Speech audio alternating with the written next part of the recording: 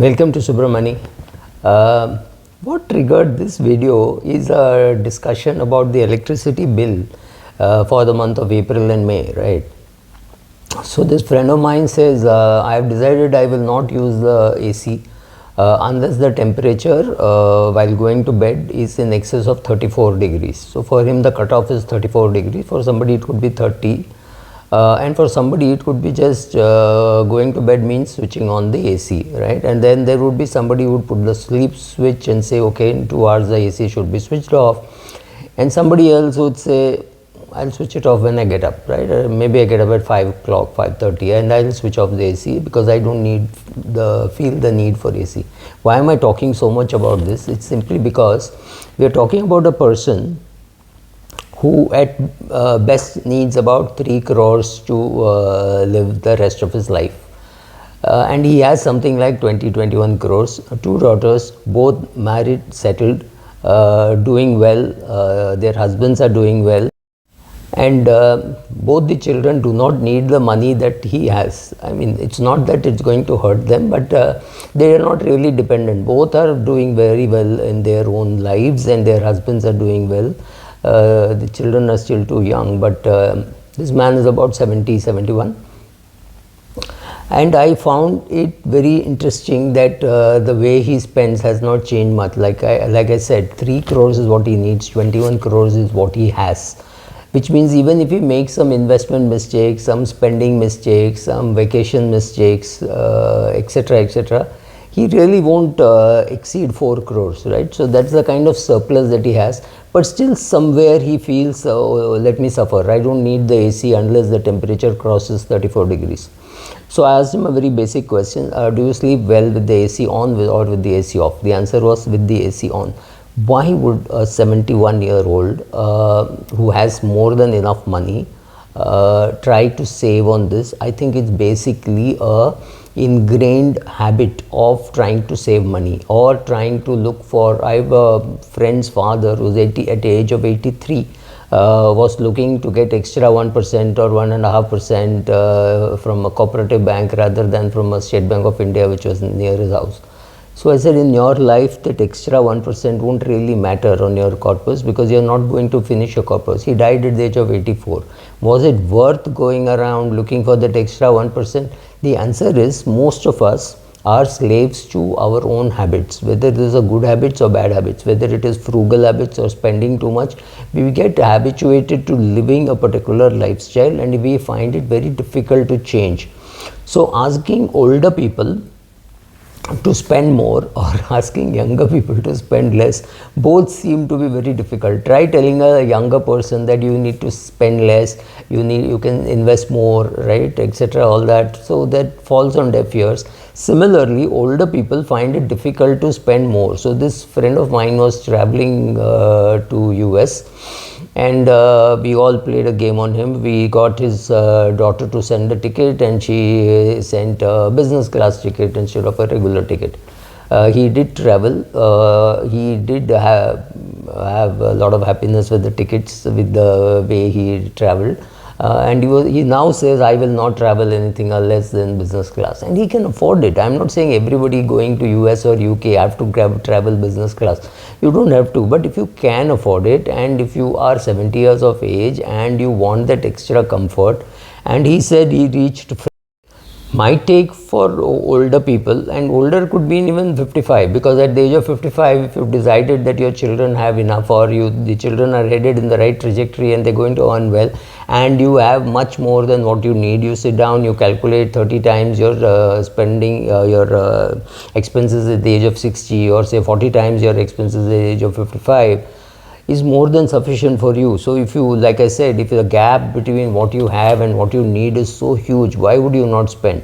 Why would you not upgrade your ticket? Why would you not travel by, let's say, premium economy, if not in business class? At least do that. And then staying in a good hotel, flying a good airline, taking a good taxi are all worth the money that you pay for, simply because you can afford it. And will premium economy reach you faster? Will business class reach you faster? No, but the experience is worth it.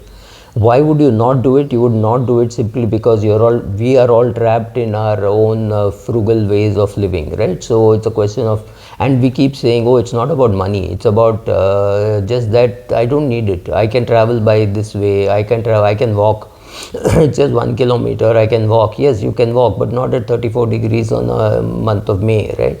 Don't do that, because there are better things to do with your time. Because the most important thing you're battling with when you're 70, 71 is your life, the time that you have. You don't have too much of it. When you're young, you don't respect time, but as you get older, you need to respect time. There's very little left of it. So in that period, why would you not want to live life better than what you are currently doing? It is breaking of a habit. It is spending money on yourself, and I find many of these people find it easier to spend on their wives or on their son, daughter, nephew, niece, even charity, rather than spending it on themselves. They see this extra money more as a curse than as true wealth meant to be enjoyed. They find it very difficult to enjoy their wealth. It's their wealth. They have either inherited, they worked on it, they have earned it, and it has grown. So it is their money. They don't have any other insecurity. They don't have to battle for their children. The children will pay their EMIs, they will buy their own houses. You are still going to give them, like this guy is going to, assuming that he does not touch his corpus, he dies today, or he and his wife both died today, and which means each daughter is getting 10 crores. That's not bad at all. So when I was talking to the daughter, and I said, buy a business class ticket, she did not pause. She said, yes, of course, I'll buy him a first class ticket. Anyway, I have to just buy one ticket because his wife was not going. I said, please remember that these are all expenses which you are incurring, but this is expenses which are going to be reimbursed, because when he dies, you're going to get about 10 crores. So there is no question of children not understanding this also. So if your parents are not spending, spend it on them, no problem, because they are going to give it back to you, because all the frugality, whether they give you 5 lakhs or 5 crores or anything, it's not going to be zero.